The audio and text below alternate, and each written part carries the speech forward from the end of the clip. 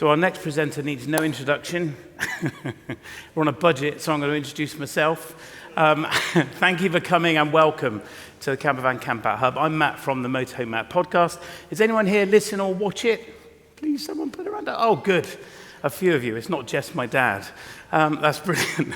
Hopefully you find it useful. If you haven't yet found it, it's on every podcast platform. And last week, or the week before last, I thought we had so many downloads. It turned out it's more than double. It's over 120,000 downloads in the last 2 weeks. And we're actually above Top Gear in the UK automotive charts. Get in. I know, isn't it amazing? We had no plan to build this thing. Anyway, we did, and it's here. So today we are going to look at preparing for a European motorhome adventure. Is anyone here planning on going to Europe in a motorhome? Great, loads of you. You're in the right place. Anyone here planning? Keep your arms up. Who has never done it before? Oh, excellent. Right, okay. Anyone here nervous about it? Great. You don't need to be, but there is some stuff you need to know. So we're going to do three things. We're going to look at the paperwork that you need for you. We're going to look at the paperwork you need for your van, and then we're going to look at all the stuff that you need to take legally and stuff that you might want to consider. Is anyone here planning to go in a caravan? Good. Right. That's right. No one. Okay, so I'm assuming we're all motorhomers, so we're going to keep things dead simple. Now, we're going to start. This is pretty whistle-stop, and bear with me. I wonder, Michael, could you grab me a bottle of water, please?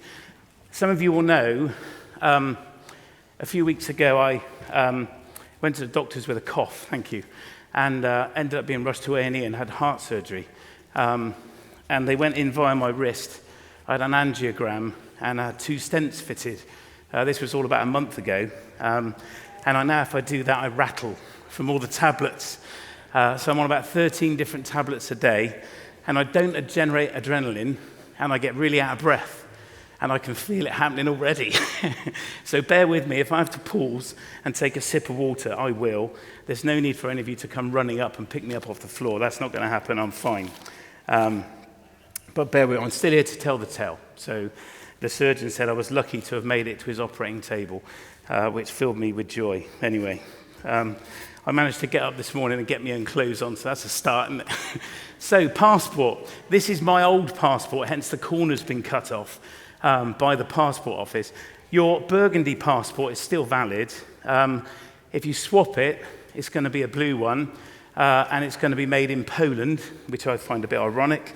But your Burgundy one is still going to be valid. Now, the really important thing with your passport is not the expiry date, it's the start date. Do you all know when your start date is of your passport?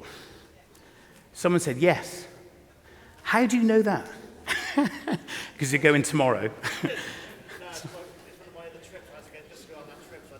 So you know when it works. Right, okay. So it's really important you have 10 years from the start date of your passport. So before 2017, the passport office used to issue a passport, and if you had 6 months left on it, they would give you 10 years and 6 months. It'd be like an MOT on your car or your motorhome. You get it done early, you can have a 13-month MOT. They'll honour the expiry date. The passport office used to do that, which means loads of us have got 10 years and 9 months of issue. Now, a customs officer is going to look at the start date, not the end date. So we all look at the end date and think, oh yeah, I need to have 3 months left on it, key point. If you're going out of the EU, you may have to have 6 months. The US now want us to have a year left to run on our passport, but it's from the start date, not the end date. So check your start date. If you are going to renew your passport, then it can take several weeks to get it done, so make sure you plan ahead and leave plenty of time. Right, the global health insurance cards. Anybody got one of these? Yes, go and get one. They're free. They're on the NHS website. This is mine. It's really, really, really easy to apply for one. If you've got the European one, which is a blue one, has anybody got one of these? Yes, they're still valid. They have an expiry date. There's a lot of expiry dates in this talk. They expire, the date's in the bottom right corner. That's still valid as well, so you can still use that. But my recommendation is apply for the GB one. Photo driving license. Anybody planning to go to Europe who hasn't got one of these? Okay, easy. Oh, a couple of you. I would recommend you get one. It's a really good form of ID. European customs officers or policemen are very familiar with these. They're far easier for them to check. But again, they have an expiry date. Do we all know the date of the expiry of our driving licenses? Oh, right, you lot are impressive. I have actually mine in my diary. And again, that can take several weeks to come through. So make sure you allow enough time for that. Did you know in Norway, anyone plan to go to Norway? Beautiful country, brilliant, a lot of you, good. You get free healthcare when you present your UK passport.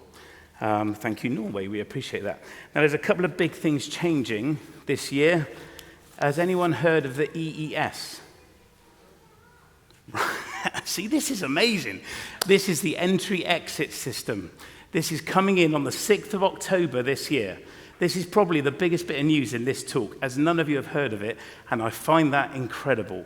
So from the 6th of October, this is in Practical Motorhome at the moment. My article this month is all about this topic, and I've had loads of feedback from people saying, Matt had no idea.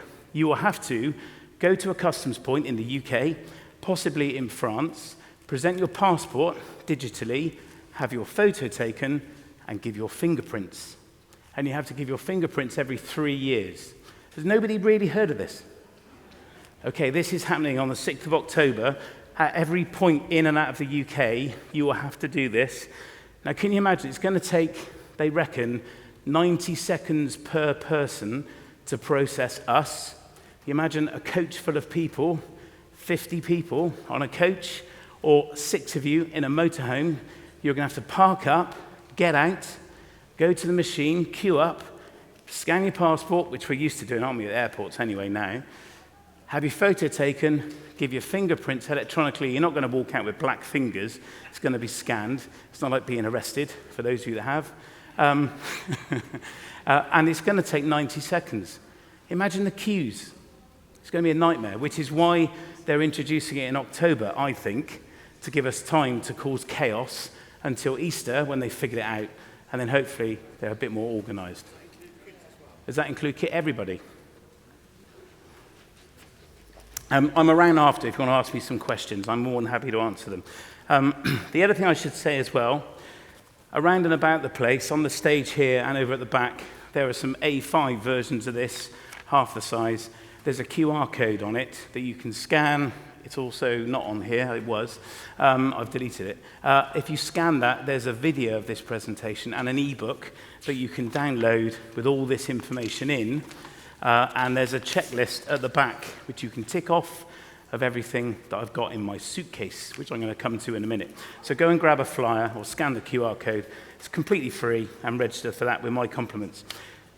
The other big thing, which is a mistake in the video I've just referred to, is ETIAS. Has anyone heard of ETIAS? A few of you. Now, this was due to be introduced years ago. Remember Brexit? We don't talk about it anymore, do we? The ETIAS, the European Travel, I can't remember what it stands for. Can't remember, it's gone. Brain fog is one of the side effects of all these tablets I'm on, along with this breathlessness. But anyway, ETIAS is being introduced now in May 2025, and you will have to buy a visa waiver to go to Europe. So if you're going after May, I think it's the 5th of May or something like that. If you Google ETIAS, you'll find it. In the video, which we recorded last year, it was due at that point to be introduced in 2023. It's been delayed again. It's now going to be May, probably 2025. Q2 is what the government website says. People I've spoken to reckon it's going to be May. You're going to have to buy a visa waiver. It's €7, and it will last you 3 years. You buy it online before you go, dead simple. Anyone who is under 18 or over 75, I think, won't have to pay. But you have to have a visa waiver. So if you're 3 or you're 83, you have to have one. And if you don't have one, you won't be allowed into the EU. So this all applies to the Schengen zone, okay? The big change, of course, I assume you're all familiar with, is the 90-day limit. Anyone not familiar with the 90-day limit? Thank goodness for that. Right, okay, that's easy. So I'm not going to bore you with all of that. So those are the two biggest changes that are coming. If you go to etias.info, you'll find all the information on that there. And it's 18 to 70. So if you're over 70, you don't have to pay. It's not very often you hear that, is it? Okay, anybody taking one of these with them? This is not real. Yes, okay. So the pet passport is gone. It's finished. The animal health certificate is its replacement. Are you familiar with the hands that went up? Yeah, you know what you're doing? Okay, great. We do have a really, really good episode on the podcast with James, who's a doctor for the BBC, a vet, sorry, for the BBC, and he unpacks everything you need to know about taking dogs with you to Europe. James Greenwood, he's a lovely chap, and it's worth watching that if you're not sure. Now, the reason the EES is being introduced, at the moment, they will stamp your passport. When you arrive, they'll put a stamp in it, and when you leave, they'll find that stamp and make sure that it's not more than 90 days ago and stamp it again. That is being abolished. It's all going to be electronic. Now, people say, oh, well, Matt, it's only €100 if I outstay my welcome, and I'll just pay it. I'll stay longer than 90 days. The risk is at the moment is if a customs officer sees that entry stamp and it's more than 90 days ago, yes, you'll be fined and you'll get a red stamp, which could make it very hard for you to get back in next time. Every time you go, you'll end up changing your passport to make the stamps disappear. You're not going to be able to do that once this EES has been introduced. And it's coming for reasons of security. The EU want to know who's in, who's out, and where you are. Okay. So we're still focused on you, planning your trip, and your paperwork. I always get asked, do you take the shuttle or the ferry? We've done both, and I love the shuttle, or Le Shuttle, as it's now known. It used to be called Eurotunnel, didn't it? They've gone all trendy with their new name. They have an app which is really, really easy to use to buy tickets. There's a copy of my recent boarding pass. It's 35 minutes. It's so easy in a motorhome. Just drive on, drive off. You can get out and have a walk around the train. There's toilets at the front. It's no time at all. You wouldn't even know you're on a train. But Jude, my other half, loves it when we take the ferry because she always says it gives me a break. We've got a few people nodding. It can take a few hours. It depends where we're going as well. So if we're going to Western France, we will definitely take the ferry because it saves us hours of time, even though it's a bit more expensive and it takes longer. I live in Bristol, so we have to go to Dover and then all the way back across, and it's like an 8-10 hour drive. So sometimes the ferry is a lot quicker, a lot easier than taking the train. And it can be quicker. Your phone. Now, phones all changed when we Brexited, and there's now a charge per day. I'm not going to deep dive into this because that's another presentation around phones and Wi-Fi and so on. But what I would recommend is if a gentleman was asking me earlier about Wi-Fi in Europe, IQ Go is a genius SIM card. It's an EE.FR SIM, and it's a subscription, and I think it's £10 a month, and a huge amount of data. So if you're going for 90 days, it's worth subscribing to it and then turning it off when you get back. You get massive amount of data, and it's definitely worth considering. EE works everywhere on the continent, as well as in Scotland, if you were here just now for Gemma and Campbell. The other thing I would consider as well is calling your bank. Let them know that you're going abroad. We didn't, and one of the bits of paperwork I'll come to in a minute is a V5 that you need to take with you for the vehicle you're in. We didn't call the bank, and a Croatia customs officer stopped us. We gave him our envelope, all pride, full of pride. Look at us, all organised. Had the V5 for the horse lorry in it, not the motorhome we were in. Caused huge amount of chaos. They wanted to fine us. Our bank had closed our card down, so we had the wrong paperwork and means of payment. They did let us off after 3 hours. I thought I was going to get the old search, but it didn't happen, thankfully. But I would definitely ring your bank and tell them you're going. Or consider a Starling bank account. Have you heard of Starling? They're a game changer. There's no fees when you use your banking abroad, and really, really easy to set up. And coins. Keep your coins, your euro coins. You're going to need them for tolls. You're going to need them if you stop on an air. Come back to that in a minute. for paying for water or electric, but keep as many euro coins as you can possibly come up with. Now, something else customs officers are doing, happened to me very recently, is they're asking for proof of where you're staying. If you say, oh, we're going to wild camp, don't do it. They will not be happy. We now book a campsite for at least the first night in France or in Holland or wherever we're going, so we can evidence that we've got somewhere to stay. And the other thing they can ask, I've never been asked this yet, is means. Have you got means of travel and getting back? So they don't want you to get your bank statement out or get your phone bank app out and show you how much money you've got, but they want to know that you've got a credit card and means of payment. Really important. So book a campsite and have proof. Even if you don't use it, just book it. And don't book one in Nice for the first night. Not when you're arriving in Calais.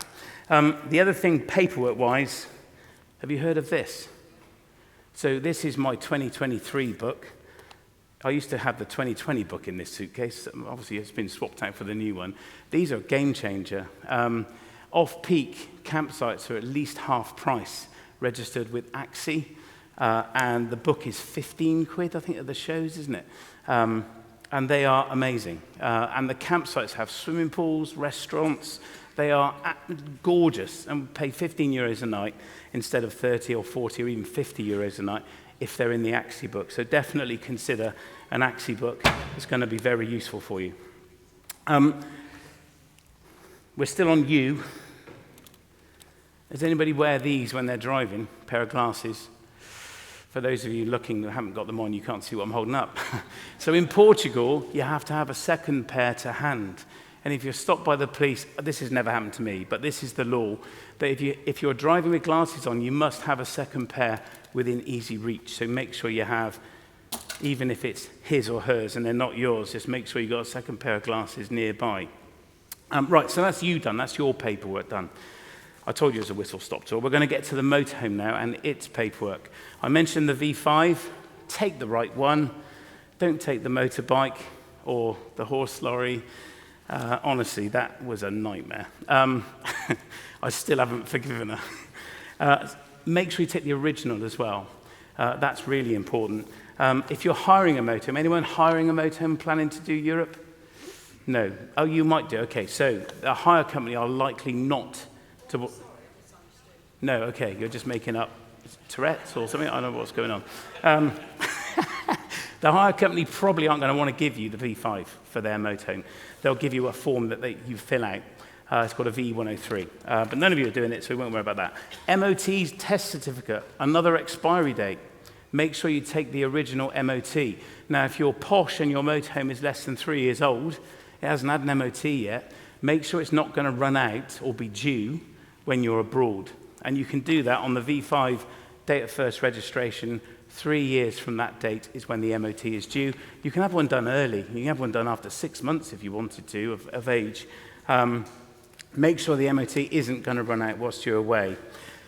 Now, this form is normally carbonated. I've printed this one. I would suggest you get one of these from your insurer. We don't have to have these in the UK. It's an accident report form, and all European drivers have to carry one. It's a self-carbonating form, and that you and the third party both fill out and sign. You take a copy each, and then there's no arguments by each reciprocal insurance company on what did or didn't happen. I would suggest you take one of these with you, ask your insurance company for them. They might say, no idea what you're talking about. It's called an agreed statement of facts on motor vehicle accident. Details are in that download.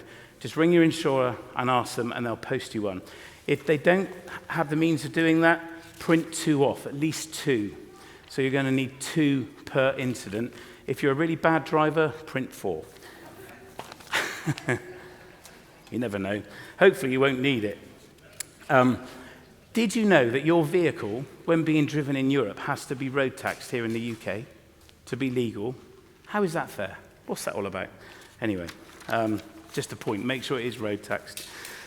Green cards, talking about insurance, are no longer required. There was a big debate that they would be necessary as we Brexited, and then the whole thing was scrapped. You don't need to have a green card while you're traveling in Europe. So people do debate it a lot, but you don't need one. So don't even ask your insurance company for one. Breakdown cover. And of course, make sure you're telling your insurance company that you're going to Europe. Before I get to breakdown cover, there was on Instagram a couple in a Heimer MLT. Did you see this? They were I think they were in Morocco, and it rolled over. Did you see this? They went up a bump, and they tipped this thing over. 200-gram motorhome, and they tipped it on its side. Honestly, I'd be more careful. But they managed to right it, and they did some damage to it.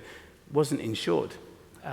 So because they were full-timing in it, they didn't tell their insurer they were going to Europe. So their insurer said, well, you're only insured third party. That's the legal obligation on us. So we're not paying for anything. They have to pay for all the repairs themselves. So make sure you tell your insurance company that you are going to Europe and pay for European cover, and you will then have fully comprehensive cover, which means any damage you do to your vehicle is covered. Top tip.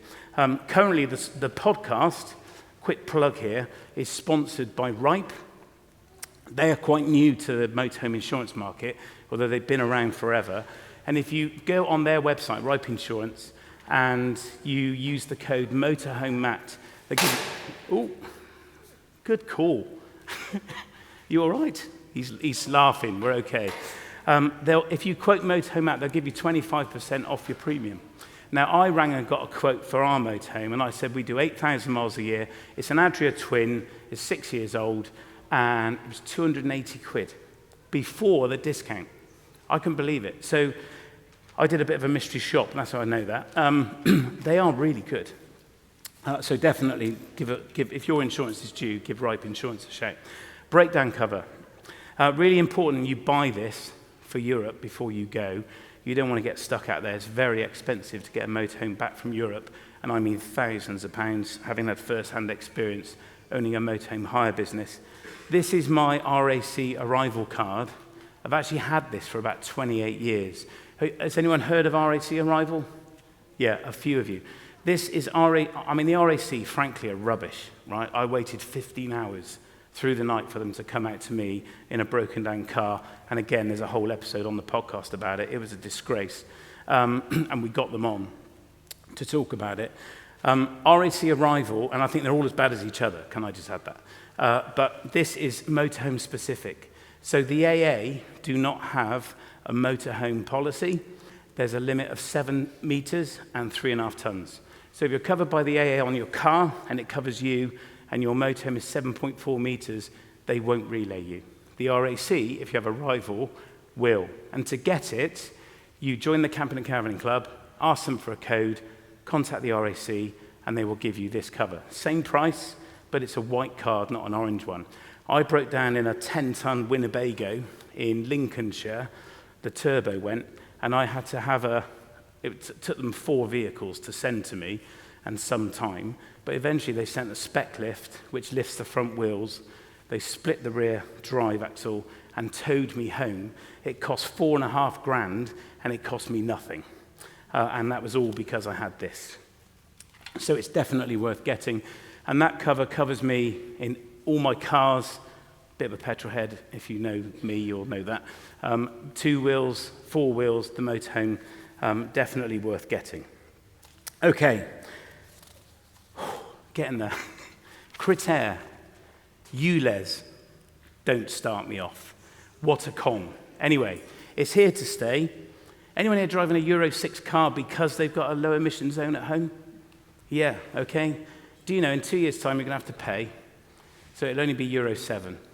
Yeah, what a con. Anyway, this is rife now in France. All the major cities in France require you to have this little sticker in the bottom right corner of your windscreen, not on the rear bumper, as I said on YouTube, and I still get ribbed for it now. It was years ago. I made a mistake. I'm human. It goes in the bottom right corner of your windscreen. They're about €5. There are websites that will charge you hundreds of pounds to get one of these. They're a scam. They will send you one, but they'll take all your money. They are €5 posted to you at home, but they take 2 or 3 weeks to come. Has anyone applied for one of these recently? How long? Oh, wow, loads of you. And when are you going? Like next week? How long did it take to come? 10 days? Right, okay. Okay, great. So apply for one of these. Now, the way you apply for one of these is you need your V5, the VIN number, some other information, and you only need one if you're going into a city. And they are valid for the life of the motorhome or the windscreen they're stuck to. You only need to apply once. So if you have a new windscreen, then you have to get a new one of these. Okay, if you're traveling in Switzerland, they're not this size, by the way. I've blown this up. This is a toll road vignette, it's called. You buy one of these when you're there. This one was 45 quid. All the fuel stations, newsagents sell them if you want to travel on the toll roads in Switzerland. Interestingly, Belgium has just introduced low emission zones. Anyone going to Belgium? Yes. Okay, so low emission zones have just been introduced in Antwerp, Brussels, Ghent. What a place. Go to Ghent. Beautiful. And there's one covering the whole Walloon region as well. So Belgium now have low emission zones. You don't need a critère to go there, but you may have to pay if you want to go into the city. Okay, there's a great website that I found the other week, actually, called urbanaccessregulations.eu. It isn't in the guide that you can download. I don't know why we didn't find it when we did it, but urbanaccessregulations.eu covers all the ULEZs across Europe, so you can find out if you need one. Right, some legal requirements for your motorhome. I love these. Angle mort stickers, has anybody got some of these? Yes, we've got some hands up. So you only need these, you need 3 if your motorhome is over 3.5 tons. I've seen tiny little Eldest 115s with these stuck on, like a badge of honor saying, we've been to Europe. It's a bit like the high-vis jacket on the back of the driver's chair. It's like it's a badge of honor. So you can buy magnetic ones, which this one is, or sticky ones. I bought these on Amazon. They were 6 quid or something. You'd obviously, if you're in a motorhome, a Fiat Ducato, the metal ones will work. Anyone here in an A-class? Snobs. Okay, lovely. So you're going to need to buy 3 stickers. You've got a dent in it.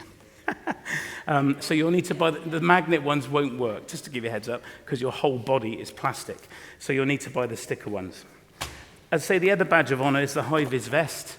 So everybody who can walk must have one of these.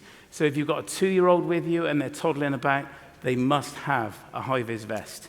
And they must be accessible from pulling over on the hard shoulder. It's no good putting them in the garage or in the caravan. I know we haven't got any caravanners here. They must be accessible from the driver's seat. They do not have to be hung on the back of your driver's chair to show off that you've been to Europe, but you must be able to reach them from inside. If you've got a babe in arms, they don't need a high-vis jacket because they can't walk. UK. So we are now the UK. The GB sticker is no more. I've got a box of them if anyone wants one. Handy for the King's coronation. The UK sticker has replaced the GB sticker. It's no longer recognised. There's 2 types. You can stick one of these on your number plate, or you can stick one of these on the back of the van. Now, I meant to check this before I came on stage because I think I might have got this wrong. As you might know, so correct me. As I understand it, this is the only UK sticker recognised in Spain, but these are recognised across the rest of the EU. And someone said I had that the wrong way round. I need to check. But if you're not sure, Google it or just buy one of these. But if you've got a GB sticker, stick this on top or take it off. They're no longer recognised. Towing mirrors are compulsory if you're towing a caravan in the EU, as they are here, actually. Don't buy those because they're broken. And we do sell all this stuff at that leisure shop as well, I should say that. Does anyone know what headlight bulb they've got in their motorhome? Yeah. Oh, you would. Well, we got LED, so... Oh, right, okay. Well, okay, I'm talking about halogen bulbs. So there's 3 types of halogen headlight bulb, H4, H7, and H1. Is that right? I think. Anyway, you need to know which type you've got. So you have to carry a spare bulb kit. So you can buy them as a kit for each headlight bulb, and the only difference in this is the headlight bulb. So it's either an H7 or H4. You've probably got an H7 or an H4, or you can buy a universal one like this, which has all the headlight bulbs in. Now, this is really useful if you're towing a car. Is anybody planning to tow a car on the continent? Few. Okay, cool. We've just done an episode on this, and towing on an A-frame is very, very emotive, as we knew and we've rediscovered from all the comments and the arguments between people. My goodness, a keyboard with new batteries and time on your hands, goodness me, it's kicked right off, I tell you. Now, you're probably exempt from these. These are headlight beam deflectors. So it's a legal requirement to have these on the continent. And I've seen people say, nah, I'm only driving during the day. I don't need these. You do. And a copper can pull you if you've not got them. How do you know you're not going to have to drive at night? And then you would have to have these. My advice with these is don't try and fit them on the Eurotunnel, because they're going to park you about 8 inches from the lorry in front of you, and you're not going to be able to get down on your knees and fit them. There's a really, really simple guide to how to fit them. That's pretty much every car. Just look for Fiat Ducato and the year, and then it does tell you on the back where to put them. Now, has anyone here not got a Fiat Ducato? Okay, Citroen Relay, Peugeot Boxer. Okay, have I covered everything that's in the room? Volkswagen and VW Crafter, very nice. Mazda Bongo, unlucky. Anyone got a Sprinter? See, we have got some posh people in. Okay, so they're all different on this. You need to know where to stick them. Excuse me. The good news is that they are really simple to fit. They come normally in this teardrop shape, and what you'll need to do, I can't get them out of the packet, is tear this bit off to create the circle, as per the instructions. And then what you need to do is kneel down in front of the beam. Do you know what I do? I get a piece of white A4 paper and hold it in front of the beam and find where the beam is on the bit of paper. And then I gear up like this with a pair of sunglasses on and kneel in front of it and stick the sticker right in the right place. But the piece of paper gives me an idea of where the beam is. You're not going to be able to see for about 3 minutes. So you're going to need to have a cup of tea before you do the other headlight. And then my other big bit of advice is take them off when you come home. We've got a Z4 that we did a tour of Holland in and went to Ghent, a little BMW, and we didn't take them off, and it's been sat in storage. And I tried to take them off. It's not happening. They are a nightmare. They bake on, so when you come home, take them straight off. If you've got LED headlights, the beam pattern is probably symmetrical, so it's the same, like that. Whereas most headlights, if we are paupers like the rest of us, they're asymmetrical, so they go up on one side. In fact, in this country, as I'm driving with you, they go up on the left so we can see the curb. And that's the problem, is when you get on the other side of the road, they go up into the eyes of oncoming vehicles. Hence, we need to fit them. But the police will ask you to make sure you've got them. First aid kit.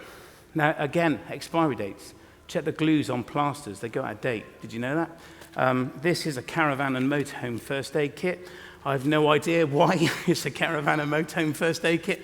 Probably so it can be $14.99 instead of $5.99. But anyway, but get yourself the most expensive first aid kit that you can afford. It is a requirement. Now, here's an exciting one. The thing we never need, hopefully, the warning triangle. We've all got one of these in our boot. You need one. You don't need two. I know that's a common debate. But as of the 1st of January, 2026, these are no longer legally permitted in Spain. So now there is an alternative which is accepted. It's one of these. Now, unfortunately, I gave this talk in March in Harrogate, and this has been on in my suitcase since then, and it doesn't work. But they are genius. They're called a V16 beacon, and they flash orange, and all you do, they have a magnet on the bottom. I'll come back to that. But if you imagine you're in a Fiat Ducato or Citroen Relay or you're in your Bongo, you can stick this on the side without even getting out, and it will start flashing automatically. You haven't got to do anything. You can manually turn it on, and it becomes a white light as well, so you can put it under the bonnet and have a white light if you need it. Now, for you in your A-class, that's not going to work, so you would have to get out and just put it on the floor behind you. V16 means it flashes a certain color at a certain rate, and it can be seen a kilometer away. All of our team and my kids that drive, 2 of them drive, have these in their glove box. We've all got them. There are more people reported killed putting out a red triangle out than there are parked in a car. No, that's absolutely not true. But you can imagine, can't you? People are killed. I know when we went to the Alps, we were on a motorbike and we had two tiny little warning triangles, and I was glad I had two because we broke down on, I had a puncture, broke down on a bend, and it was a blind bend. Do you know how far behind your car the warning triangle should be placed? Any guesses? Sorry, can't hear you. 100 meters, no, less. As per the highway codes, anyone know? 45 meters.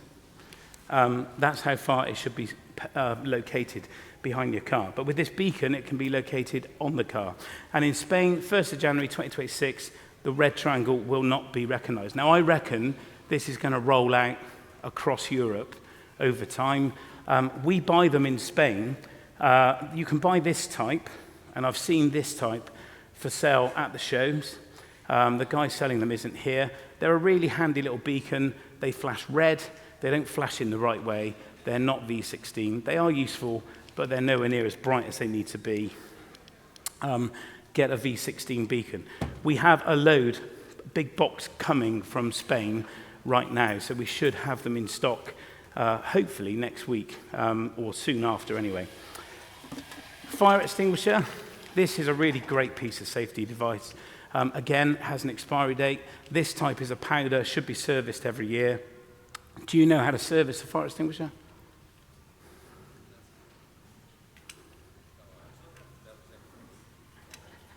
That's it. Good for another year.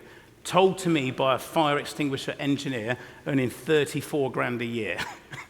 So get yours and just undo it and just turn it upside down. I'm sure Fire Safety Stick would have a go at me for saying that, but it's true. That is how you do it. A chevron, you can see this peeking out. If you've got anything hanging out beyond your bumper, it must have, the back of the motor must have a chevron board on it. So a tow hitch itself is okay, but if you've got anything mounted on it, you have to have one of these. If you've got a bike rack on the back and it's folded up, you're okay. Fold the bike rack down, you have to have one of these. Now, this is a plastic one that, I mean, I've had this a long time. In Italy, you have to have a metal one. I don't know why. They cost like 5 times the price.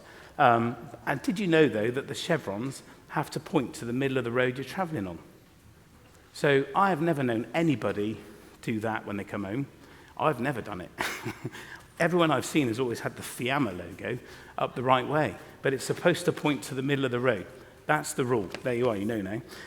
And you can buy these. You can buy non-Fiamma ones for like £6. The Fiamma branded ones are a bit more. But a bike rack bag, like a cover that goes on the bike rack, has a clear Perspex pocket. That is what it's for. I think a really good idea. Anyone going to Estonia? No. I'll share this with you anyway. If you are and you're over 3.5 tons, you have to have 2 of these. They stop your motorhome rolling in the event the handbrake failed. Do you know what? I think they're a really good idea. I see stories, not quite every year, but there's often stories of a motorhome rolling down a campsite during the night with people in it and rolling through a tent, people being killed because of a failed handbrake. Always leave your motorhome in gear when you park it up. Good tip. But these are a great idea as well, especially if it's on leveling ramps and it could roll off and cause it to roll down a hill. But in Estonia, they are a legal requirement if you're over 3.5 tons. Now, I haven't got any of the next thing here, the breathalyzer. Do you remember the French introduced the alcohol breathalyzer, the little box? They introduced the law. They promptly ignored the law, and now they've abolished the law. But us Brits love them. I must have a breathalyzer. You'd probably get in more trouble from having a breathalyzer that's out of date than not having one at all. You don't need one, okay? It's a big debate, and I regularly get asked. Right, some optional items which I think you will find very useful. If you're going to rural France, some of the campsites, not many, but some will be on the 2-pin Euro plug. So taking one of these for the sake of £5 is really useful, which means you can connect rather than connecting one of these.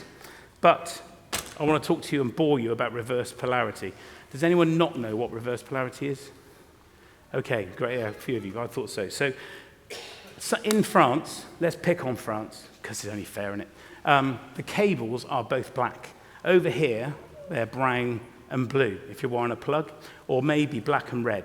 But on the continent, they're generally black, and they don't care about live and neutral. They don't care which way round they wire stuff up.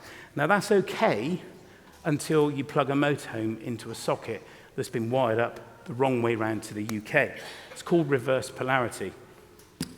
Now, I buy these little testers, and this is the one from our motorhome, and it's plugged into the motorhome all the time. And it's got 3 little lights on it, and it tells me if I've got reverse polarity. It tells me if the earth has come off. It tells me any electrical problem with the van at all. A really handy device. If you've got a British motorhome, it will have Sargent electrics in it, and it's got a little light that will come on when you've got reverse polarity, and it should fix it for you. But in case it doesn't, the reason you would want to is if you imagine the live and neutral ran the wrong way, you've plugged your kettle in the motorhome, and it has a problem, it may not trip off. If it did trip off, the electrics live are going down the neutral, the bit that doesn't trip off, because we only have single pole trips that trips the live. You keeping with this? So if the live is going down the neutral, that kettle is still live, and if you were to touch it, you could get an electric shock. So it's important to check for whether or not you've got reverse polarity. Now this is I think it's a genius idea. Before I even plug the motorhome in and see this thing, I plug this into the campsite. Now, and it could be that I need this adapter. No, not this one, sorry. The other one. Let's say we're at home. I've thrown it on the floor. The 2-pin plug, or plug this into the campsite, and I check the campsite electrics. I do this, I'm anal about this. I do this on every campsite we go to, even here in the UK, and I check their campsite electrics. I did it at the Harrogate show, and the electrician got really cross with me. He said, "What are you doing?" I said, "I'm just checking the electrics." "Why?" "Well, I just want to know they're all okay." So I check the electrics, and then I plug the motorhome in with my hookup lead, and then I plug that into the motorhome, in case our motorhome has developed a problem. Let's face it, we're driving this box of electrics down the road, and an earth could come off. This would tell me, keeping us safe. Now, in our Adria, it doesn't have the reverse polarity function like an auto trail might, so I made this little lead. Are there any electricians in the room? 1, 2, okay. Now, I don't sell these, but I make them, and I label them very clearly, and it's obviously not a hookup lead, is it? I mean, you can't hook up a motor on this, could you? But this is wired up correctly. On the other end, I have swapped the live and the neutral. Now, as far as I'm aware, I don't think it's legal for us to sell these, which is why we don't sell them. I think it's a bit grey. But this one is clearly labelled, and it says on here, L+N reversed. So hopefully I'm NIC compliant with that. But this, you can make your own. Or if not, this gentleman in the high-vis jacket will make them for you. I love your gilet, by the way. But this would swap the live and neutral, and you could put this in line from the campsite to the motorhome, either at the campsite end or your motorhome end. It doesn't matter. I would be going the campsite end, and then the electric's going down the hookup cable the right way, and it would swap the polarity around for you. You're probably going to spend £10 making one of those, but it could stop you getting an electric shock. If you've got questions on that after, I'm very happy to answer them. Now, someone asked me earlier about gas, refillable gas. Now, if you've got anyone with Cala gas bottles, anyone had a nightmare getting Cala gas bottles? We had a delivery yesterday of the little Cala gas bottles, the 3.5 and the 3.7, 4.5. Remember the little ones that Cala stopped? They actually arrived yesterday. They're back. Going to the continent, you can't buy Cala gas 6-kilo bottles. It is a British-only bottle. So my recommendation, this is what we do, is we take a refillable bottle.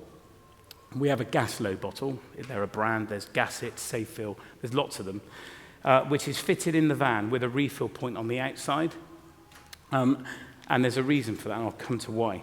And then you go into a fuel station and refill the bottle. The other bottle we take is our Cala bottle as our backup. So if we run out of refillable gas, we've got the Cala bottle as a backup. If you go to the continent with Cala gas bottles only, you will have to buy that country's gas bottle and change your regulator so it fits onto those bottles. And then when you come back, swap it back, have a gas check done and all that stuff. But Gaslow made these little adapters. This is the one for Spain. And the reason you need these is the refill points, like a fuel station hose. There are 3 types, and they're different. Why? But they are. There are 3 different types. And the one we use here is different to the one in Spain, and there's another type for Italy and France. You can buy them as a kit. We're currently out of stock of them, but you can buy them on the Gaslow website, and I definitely recommend a refillable bottle and a set of adapters, which are going to be very useful when you're on the continent. It's also the same if you've got a fixed, if anyone here with a Alta-Sleeper Warwick or something like that, with a fixed refillable tank? Yes. So you would need those as well for your refillable tank. The other adapter I would take, if you're going to a French rural campsite, you won't always have this on the tap. This is a hose lock pipe adapter like we use in the garden. I definitely take these. This has the imperial and metric adapter that you buy these in B&Q. We sell them at 3 times the price probably. But I would buy one of these. And I don't know if you can see, this has a little wing nut on it. A lot of French rural campsites are literally a spout. There's no thread. So you want to clip this on, and then I've got the hose lock adapter that I can use my hose. And you just tighten this onto the tap. We have used those so many times in France. And again, rural campsites, you must take a toilet chemical that is septic tank friendly. This is Stepford's green product. I highly commend Solbio to you, which you can drink. I don't recommend it. I am on YouTube doing it. It is disgusting. I won't be doing it again, but it's completely harmless. I meant to grab a bag. We're selling it at the shop. The guys will happily talk to you about Solbio. There aren't many innovations in this industry. Toilet chemical is one of them, and Solbio is a game changer. You could potentially, don't, but you certainly could pour your toilet cassette, once treated, onto a compost heap without any problem at all. It would be completely safe to do so. I'd also recommend, this is the box for mine, this is a plug for Avtex, but we've used this Garmin powered unit for years, but get a European sat-nav. Don't rely on your phone. If you lose network, you're going to get lost. I would definitely buy a European sat-nav. This one, we can type the size of the motorhome into it, which is really useful. Snooper do one as well. Falcon do one as well. There's lots of them out there. I would certainly consider a sat-nav. The other thing I would consider is a map.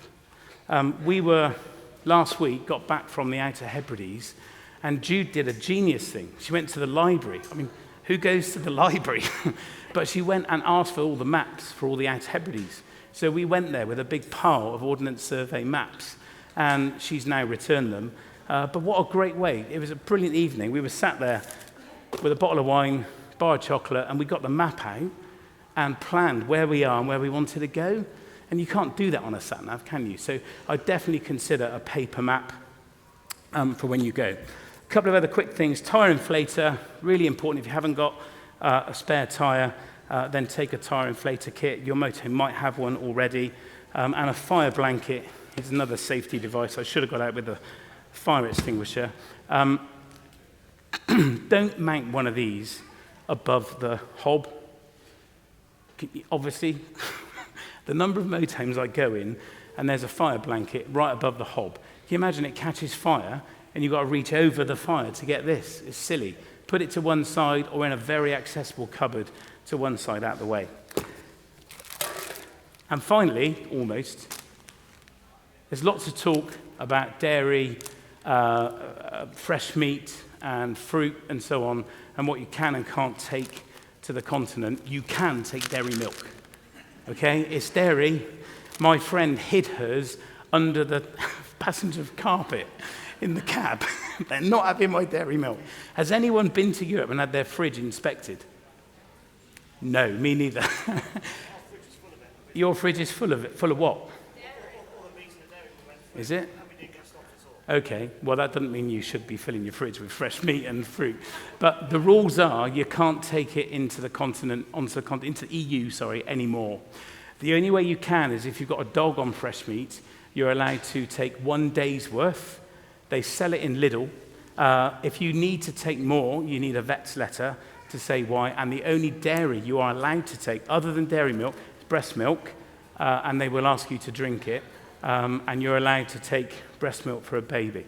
Other than that, you are not allowed to take fresh meat, fruit and any dairy product into the continent. But as I say, I don't know anyone that's been asked about that. Right, we're coming to the end. Some apps that are really, really useful when you're over there. Park for Night is a great app. These are all free, but they do have a subscription cost where you lose the adverts or you get the ability to download the data. Park for Night is brilliant for finding park-ups. Search for Sites has become a bit of a messy app, I think, but it has a lot of data in it. Camper Contact is brilliant for finding campsites in France. We've used that a lot. Remember your Axie card or your books. I can talk to you about that a bit more. We love France Passion. Has anyone done France Passion? Yeah, it's touring vineyards. I mean, how cool is that? And you can stay the night if you buy something in their shop. Amazing. So France Passion is really worth taking out. And there are others, I hear, for Germany and for other parts of the continent. There's one, I think, in Italy. I've never done it, but that sounds like a great road trip for me. And the other last thing to remember is the emergency number on the continent is 112. So if you get into a pickle, that's the number you need. We got there. I've made a mess. I'm out of breath. But we're ready to go to Europe. Make sure you download the guide. Bar the couple of mistakes in it, as I've mentioned. It's completely free. Get the checklist and tick off everything you need to take. I hope that's been useful. If you've got questions, I am around after. The next talk is due in 6 minutes, so we're going to clear up and clear the way for them. But thank you very much.